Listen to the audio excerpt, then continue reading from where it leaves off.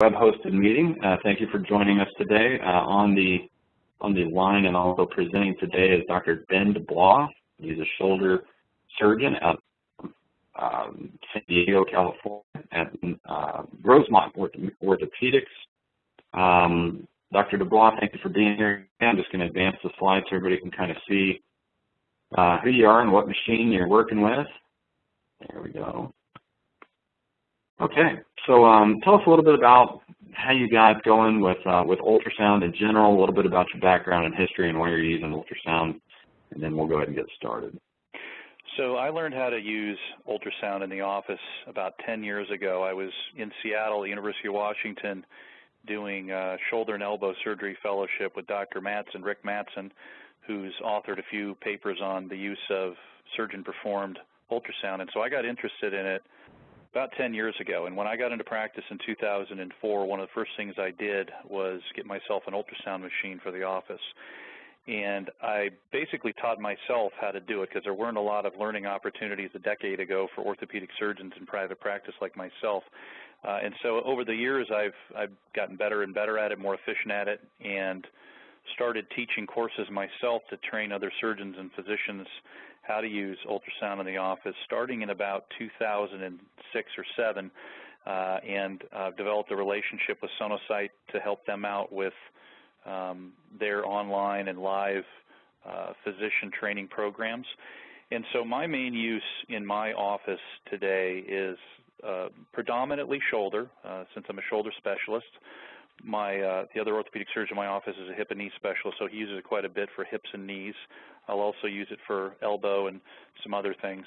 And we use it predominantly for diagnostic purposes, but more importantly for us as interventional type of guys is injections. So I use it a lot for ultrasound-guided injections, particularly of the shoulder, and that's what we're going to talk about today.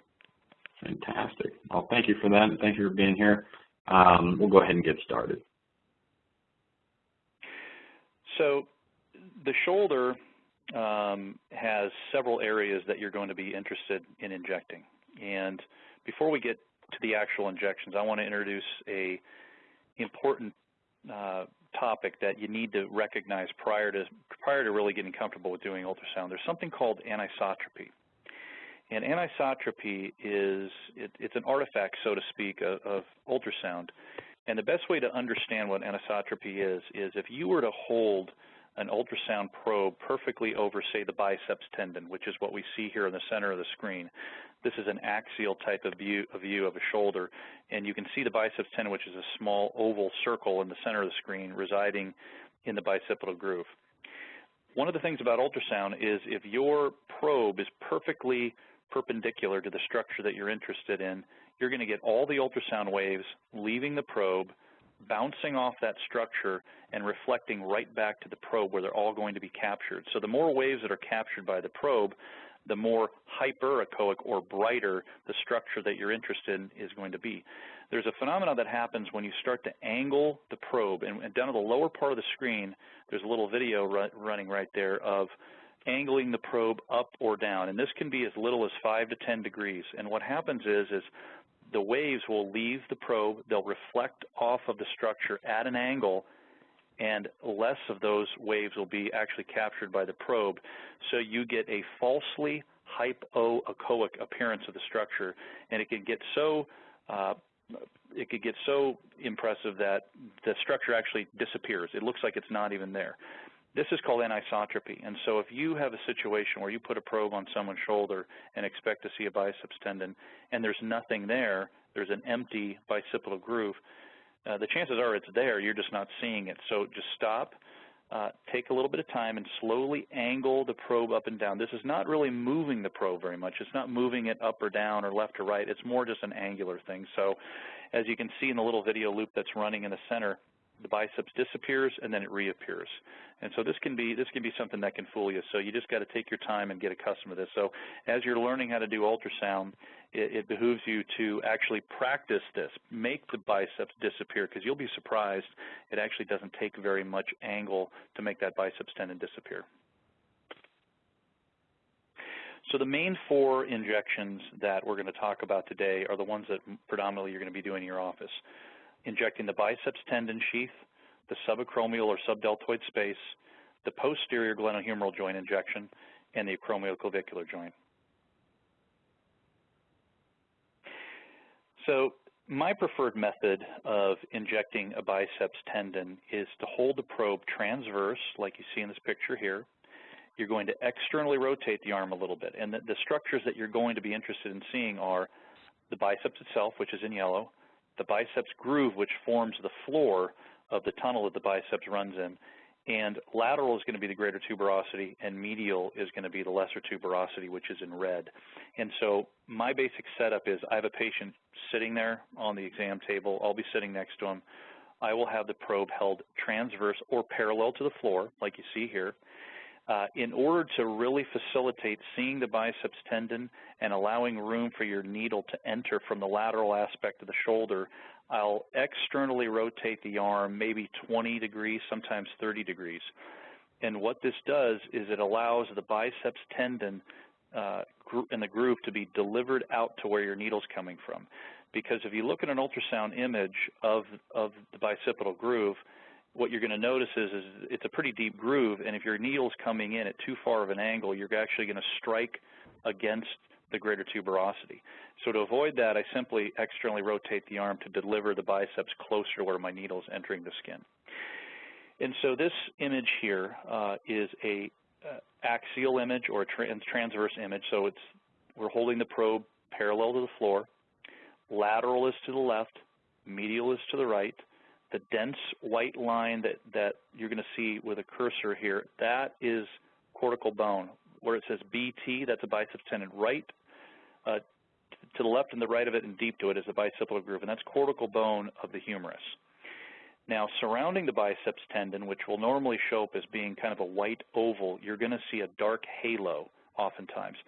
That is joint fluid that's surrounding the biceps tendon. Remember, the biceps tendon is both an intra and extra articular structure, so it actually inserts inside the joint, leaves the joint, and then runs down this sheath. So synovial fluid from the joint will communicate with the sheath, and so you'll normally see some physiologic amount of biceps synovial fluid surrounding it. So to get our bearings here, superficial is top of the screen, so you see a little bit of fat. Next layer down is anterior deltoid. Next layer down is going to be transverse bicipital ligament, and then the biceps tendon itself, and then inside the humeral head.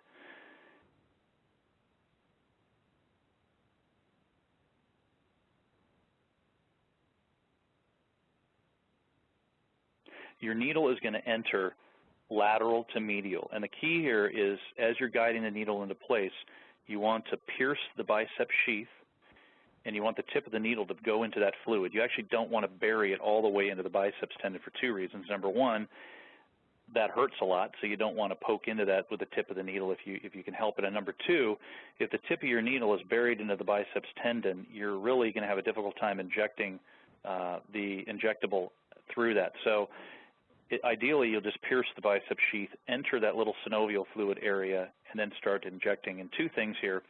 One is, if you're in the right spot, you'll have a tactile sense that there's not a lot of resistance. Okay, so you'll feel the fluid flowing in normally. And then the second thing is you'll actually see a little bit of fluid motion surrounding the biceps tendon. That's how you know you're 100% sure that you're in the right spot.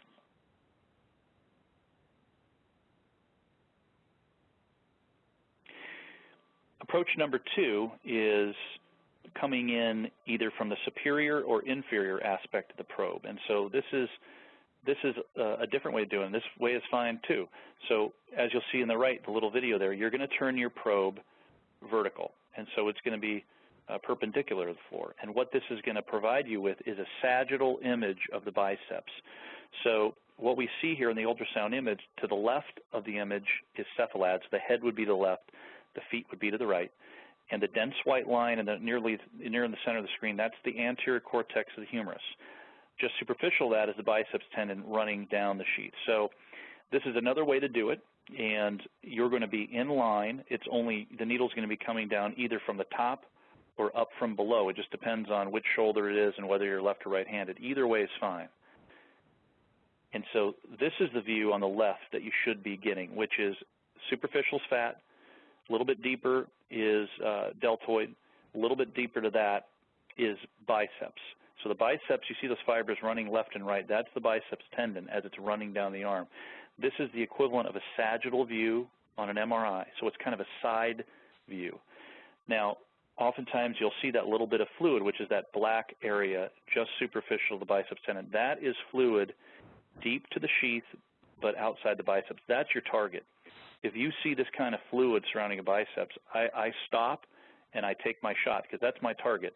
And we're going to see the needle coming in from the left side of the screen in profile. You're going to advance that until the tip of it pierces the sheath, and then you're going to inject.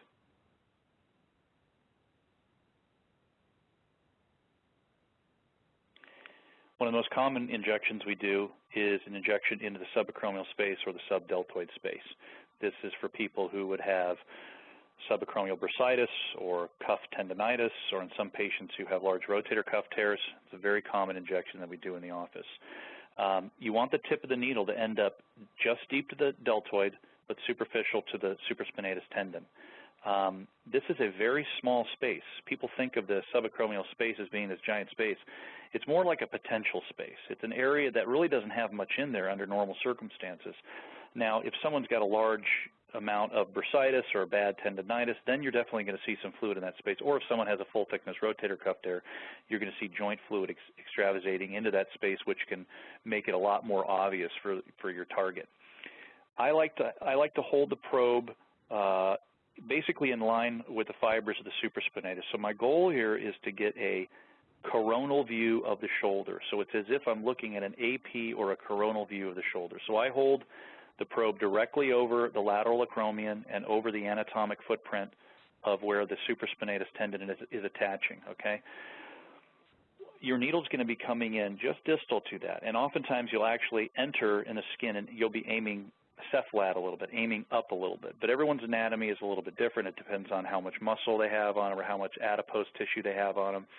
So sometimes you're coming straight in, sometimes you're aiming up just a little bit. And so your target is this thin hyperechoic line which separates the undersurface of the deltoid and the outer surface of the rotator cuff tendon itself.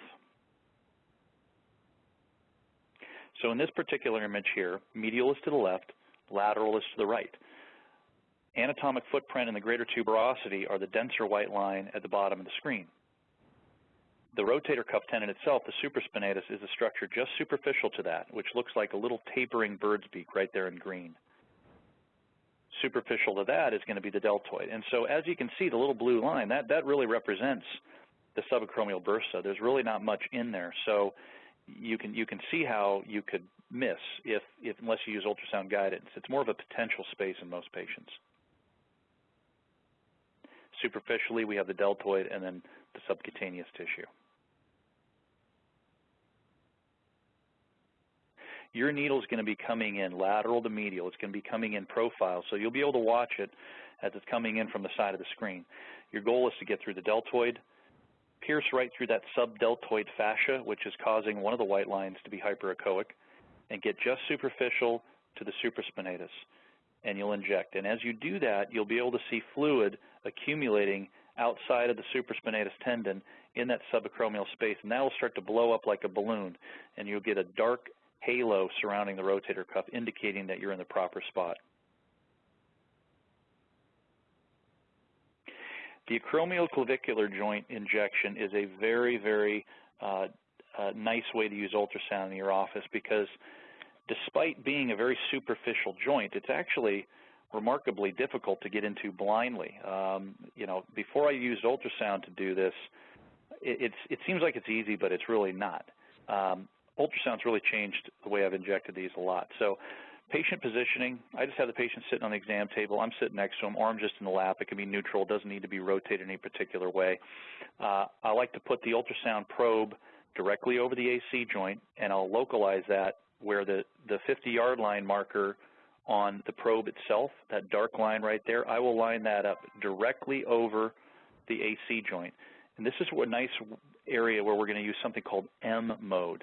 And M mode is a button on the Sonosite machine which gives you your 50-yard line marker, which corresponds to that dark line on the probe itself. There's two ways to do the injection. one way is in plane and one way is out of plane. Either way is fine. The one thing that I'll say is out of plane for AC joint, I probably use that more commonly these days. Because of the size of many of these probes, if you put it right over the AC joint in a thin person, you really are boxing yourself out as far as a sterile area to come in lateral to medial.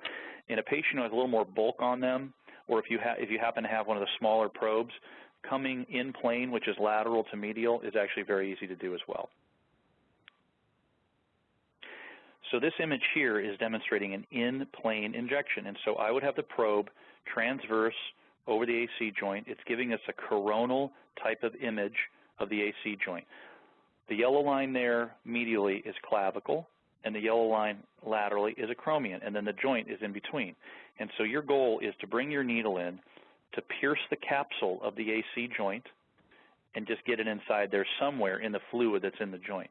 And so this can be easily done with a 25 gauge needle. This is lateral to medial, and so my probe is basically over the joint. I've left myself enough room to stay sterile. I've slipped it into the skin, and I'm dropping my hand at probably about a 20 to 30 degree angle here, slipping right over the acromion into the joint, and I inject.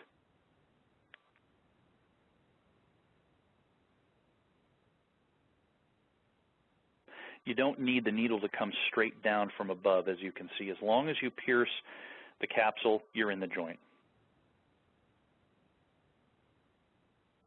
Now, this is the out-of-plane or short-axis way of doing it, and this is a useful way, too. There's a little button there on the machine that says M mode.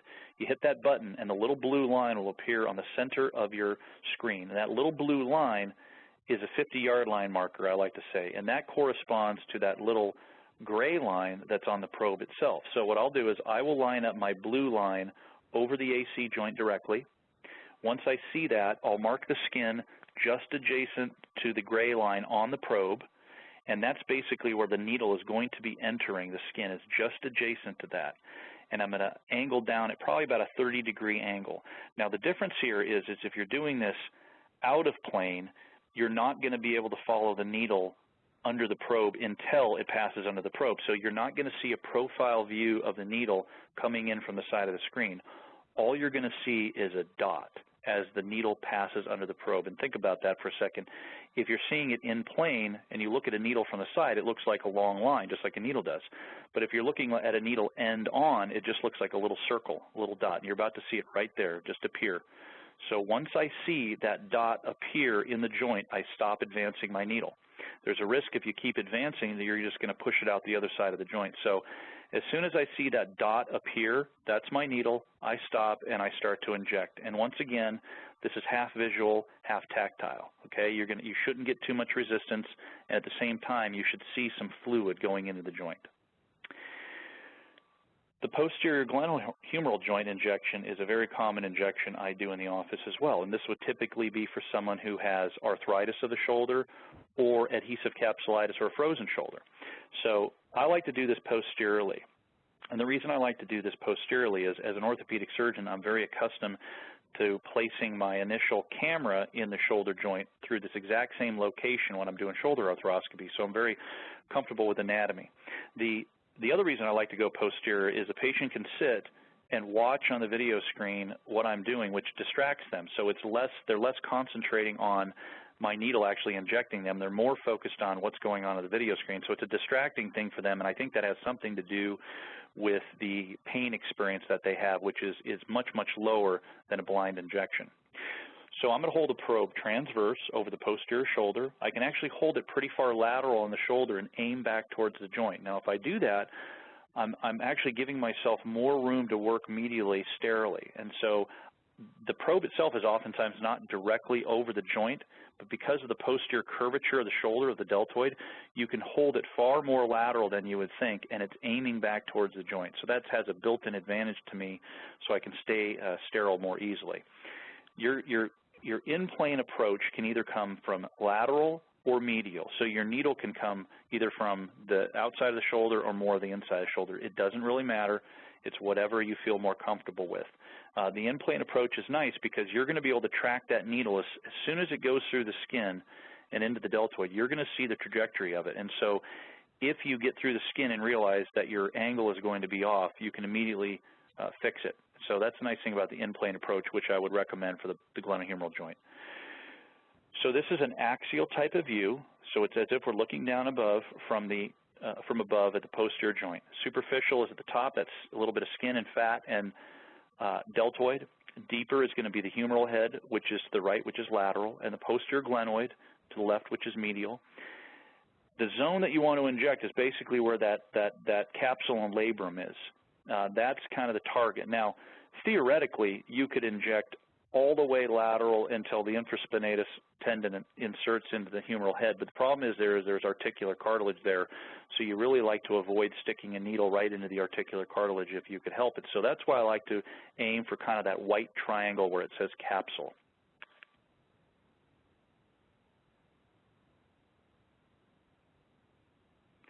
Your trajectory, if you decide to go lateral to medial, is going to look something like that. And so as the needle advances, you're going to be able to watch it. Here it comes. It's going to pierce through the infraspinatus. You're going to pierce through the capsule. You actually see it pop through the capsule there. Now you're in. Once again, this is half tactile, half visual. If the tip of my needle is right there, I know I'm in.